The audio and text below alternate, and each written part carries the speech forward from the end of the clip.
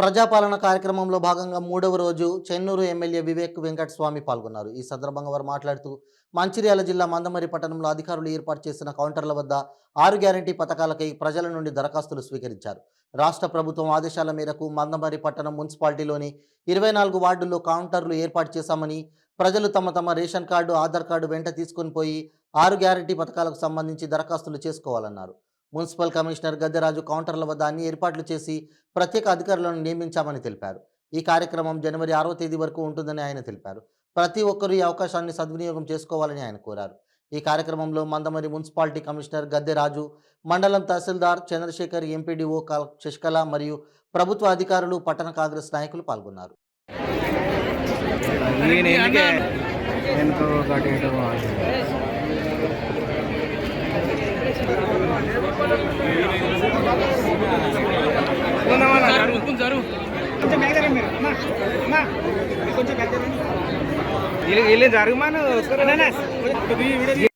ఇల్లులు మునిగిపోతున్నాయి. అయితే ఇవన్నీ కూడా ఆపాలంటే ఒక ప్రపోజల్ పెట్టమని చెప్పి నేను ఇంజనీర్లకు ఆల్రెడీ మనం మంత్రివర్యులు ఉత్తమ్ కుమార్ రెడ్డి గారికి అప్పీల్ చేస్తున్నాం. అయితే వారు అన్నారు, వివేక్ ఇట్లా నడవదు, నువ్వు కూడా రా నాతో, మనం ఇద్దరం కలిసి కాళేశ్వరం పోదామని చెప్పి వారితో నేను మొన్న కాళేశ్వరం కూడా పోవడం జరిగింది. అక్కడ నిజంగానే ఆ ప్రాజెక్ట్ తీసిన తర్వాత నాకు ఏడుపు వచ్చింది.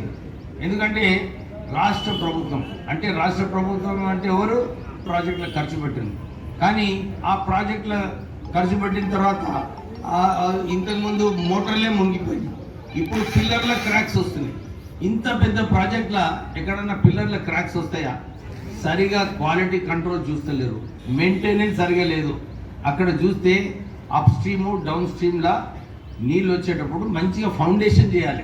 మనం కూడా ఇల్లు కట్టేటప్పుడు మంచిగా ఫౌండేషన్, ఈ పైసలు చేసుకున్న తర్వాత ఆ ప్రాజెక్ట్ గురించి మర్చిపోవడం, సరిగా అక్కడ శ్రద్ధ చూపించకుండా ఈ ప్రాజెక్ట్ని 1,00,000 కోట్ల రూపాయలు ఖర్చు పెట్టిన తర్వాత ఇంతమందికి ఉపయోగపడాలి, కానీ అందరికీ కూడా భూములు మునిగిపోతున్నాయి, వాళ్ళ ఇల్లులు మునిగిపోతున్నాయి.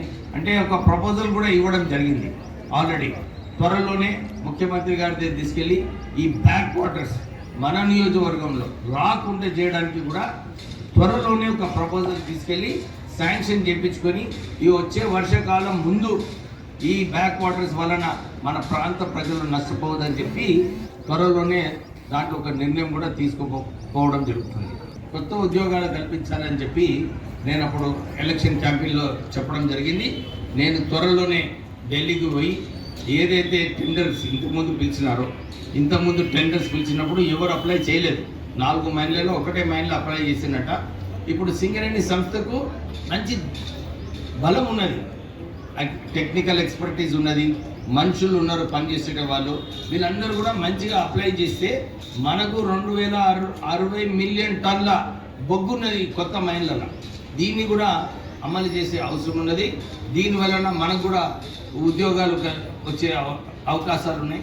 అయితే ఈ విషయంలో కూడా త్వరలోనే ఒక 4-5 నెలల్లో టెండర్ పిలిపించి వారికి కోరడం జరిగింది.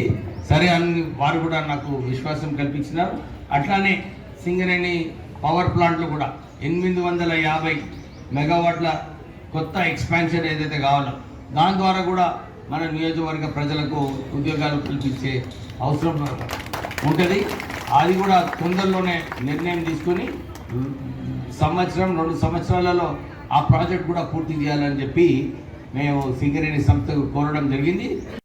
మీరు మంచిగా ఉపయోగించుకొని దానికి మీరు దరఖాస్తులు పెట్టుకొని మీకు అన్ని అవకాశాలు మనకు మన బస్సు కూడా ఉచితంగా మన సోనియమ్మ ఆలోచించి మనకు మన మహిళలకు ఉచితంగా మన బస్సు కూడా ఫ్రీగా పెట్టిరు. అదేవిధంగా ఇంకా మహాలక్ష్మి విధంగా ఇంతకుముందు మహాలక్ష్మి అనేది గృహ ఇళ్ళ కోసం కూడా మన ఇంద్రమ్మ ఇల్లు ఇంతకుముందు గతంలో ఉండేది. ఇప్పుడు కూడా మనకు నిజంగా అదృష్టం అంటే మనకి ఇంద్రమ్మ ఇంట్లో కూడా మనం ఈ దరఖాస్తులు పెట్టుకొని మనం అన్ని విధాలా మనం ఉపయోగించుకోవాలని నేను మనస్ఫూర్తిగా కోరుకుంటూ ఎందుకంటే మన వివేకన్న వచ్చింది కాబట్టి అన్ని విధాలా మనకు అన్ని సహకారాలు మనకు అందించి మన కోసము అన్ని విధాలా చేస్తారు. ఏది కూడా మేము చేయరని మీరు అనుకోకుండా మన అన్నకు కూడా మీ ఆశీస్సులు ఉండి అన్ని విధాలు మీ అన్నకు ఆశీస్సులు ఉండాలని నేను ఆ దేవుణ్ణి కోరుకుంటూ ఈ అవకాశం ఇచ్చిన